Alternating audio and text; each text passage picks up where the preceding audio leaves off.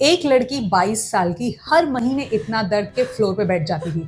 Doctor ने कहा normal है, हर लड़की को होता है। 5 साल बाद दूसरा डॉक्टर, फिर वही जवाब।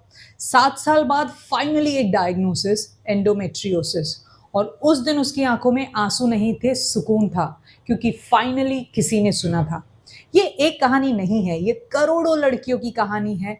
और आज मैं आपको वो सब बताऊंगी जो कोई नहीं बताता। नमस्ते, मैं हूं डॉक्टर सरगम देव सोनी, गायनेकोलॉजिस्ट, और आज का टॉपिक है एंडोमेट्रियोसिस। इस एक कंडीशन ने हजारों करोड़ों औरतों की जिंदगी बदल दी है, लेकिन फिर भी ये डायग्नोसिस ऑन एन एवरेज 7 साल लेट होती है। 7 साल। आज हम समझेंगे एंडोमेट्रियोसिस होती क्या है, इसके 4 स्टेजेस क्या है, सिम्टम्स क्यों इग्नोर होते हैं, डायग्नोसिस कैसे होती है और लैप्रोस्कोपी का मतलब क्या होता है, बिल्कुल सिंपल लैंग्वेज में। तो पूरा वीडियो जरूर देखिएगा, क्योंकि शायद ये किसी के लिए लाइफ चेंजिंग हो सकता है। चलिए शुरू करते हैं। एंडोमेट्रियोसिस क्या है, समझिए इसे। हमारे यूट्रस के अंदर एक लेयर होती है जिसे हम एंडोमेट्रियम कहते हैं। हर महीने जब पीरियड आता है ये लेयर बाहर आती है ब्लड के साथ। ये नॉर्मल है। लेकिन एंडोमेट्रियोसिस में ये टिश्यू यूटरस के बाहर यानी बच्चेदानी के बाहर ग्रो करने लगती है। ओवरीज पे, फैलोपियन ट्यूब्स पे, इंटेस्टाइन्स पे, ब्लैडर पे, कभी कभी तो डायफ्राम यानी ब्रीदिंग का जो मसल है वहां तक पहुंच जाती है। और प्रॉब्लम ये है, ये टिश्यू भी वही करता है जो अंदर करता है गर्भाशय के अंदर। हर पीरियड साइकिल के साथ ब्लीड करता है, लेकिन वो ब्लड बाहर नहीं जा सकता। तो होता क्या है, इन्फ्लेमेशन, स्वेलिंग, स्कार्स, अडीजन्स और दर्द जो डिस्क्रिप्शन से परे होता है।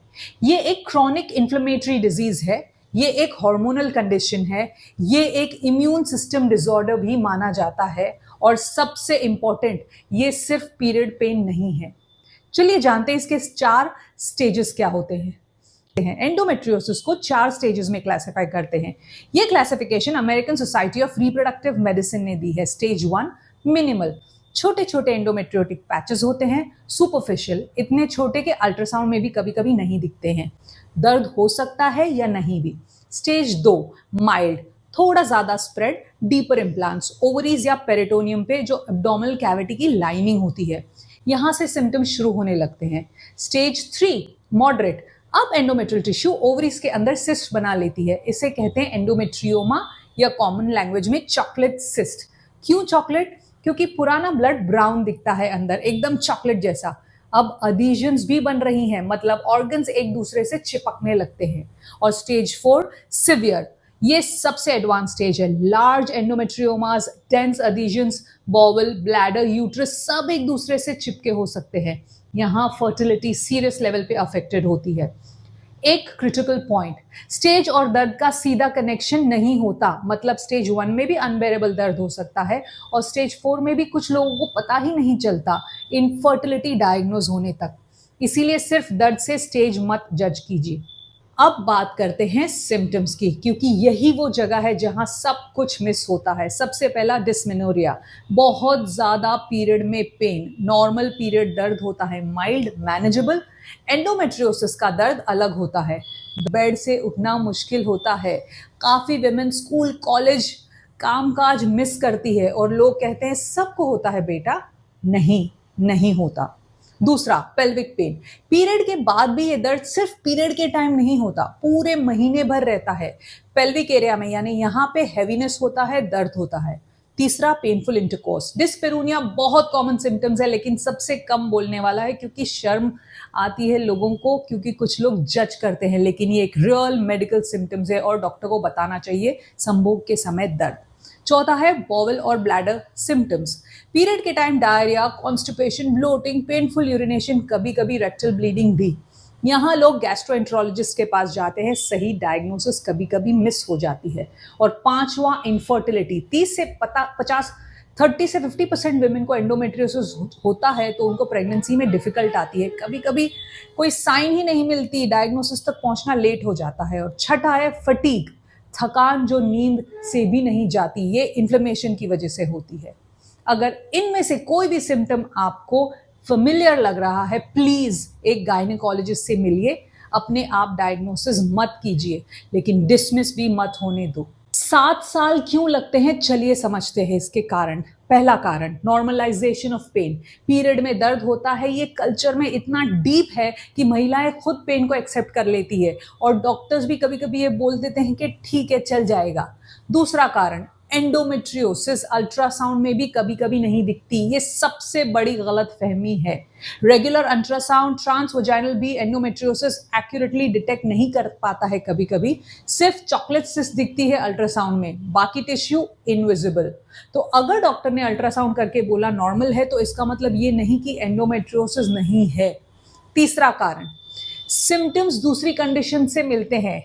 IBS यानी irritable बॉबल syndrome, PCOS, pelvic inflammatory disease, interstitial cystitis, सबके सिम्टम्स ओवरलैप करते हैं और एक के बाद एक स्पेशलिस्ट के पास जाना पड़ता है। चौथा कारण, no blood test for endometriosis. CA-125 नाम का एक ब्लड मार्कर तो होता है लेकिन ये कंक्लूसिव नहीं है। स्ट्रेस, फाइब्रॉइड्स, इवन मेंस्ट्रुएशन से भी एलिवेटेड हो सकता है। तो डायग्नोसिस कैसे हो? गोल्ड स्टैंडर्ड एक ही है, लैप्रोस्कोपी। लैप्रोस्कोपी सुन के घबराने की जरूरत नहीं है, मैं समझाती हूँ। ये एक मिनिमली इन्वेजिव सर्जिकल प्रोसीजर है। जनरल एनेस्थीसिया दिया जाता है, डॉक्टर एक छोटी सी नीडल से एब्डोमेन में गैस भर देते हैं, CO2, जिससे स्टमक थोड़े फूल जाते हैं ताकि ऑर्गन्स क्लियरली विजिबल हो। फिर बेली बटन के पास यानी नाभि के पास एक छोटा सा कट लगाया जाता है, उसमें एक पेंसिल जितना पतला कैमरा जाता है जिसे कहते हैं लैप्रोस्कोप, और डॉक्टर डायरेक्ट स्क्रीन पे देख सकते हैं ओवरीज, यूट्रस, फैलोपियन ट्यूब्स, और अगर एंडोमेट्रियल टिश्यू है बाहर कहीं पे भी तो वो भी नजर आती है। बायोप्सी भी होती है, हाँ, टिश्यू का छोटा सा पीस लेके लैब भेजा जाता है, ये कंफर्म करता है एंडोमेट्रियोसिस है या नहीं ऑन हिस्टोपैथोलॉजी। क्या ट्रीटमेंट भी उसी टाइम हो सकती है? बिल्कुल, ज्यादातर केसेस में जो टिश्यू दिखता है उसे उसी टाइम एक्साइज से अब्लेट कर देते हैं, मतलब एक ही प्रोसीजर में डायग्नोसिस भी ट्रीटमेंट भी। अब रिकवरी कैसे होगी? हमारे पेशेंट्स दूसरे ही दिन अपने काम पर लग जाते हैं। ये ओपन सर्जरी नहीं है इसलिए रिकवरी काफी जल्दी होती है, स्कार्स भी बेयरली दिखते हैं। अब क्या ये परमानेंट क्योर है? नहीं, एंडोमेट्रियोसिस वापस आ सकती है।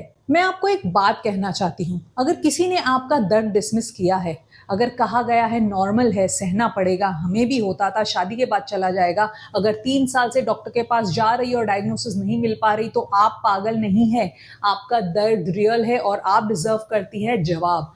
एंडोमेट्रियोसिस एक रियल डायग्नोजेबल ट्रीटेबल कंडीशन है और जितना जल्दी पता चले उतना बेटर।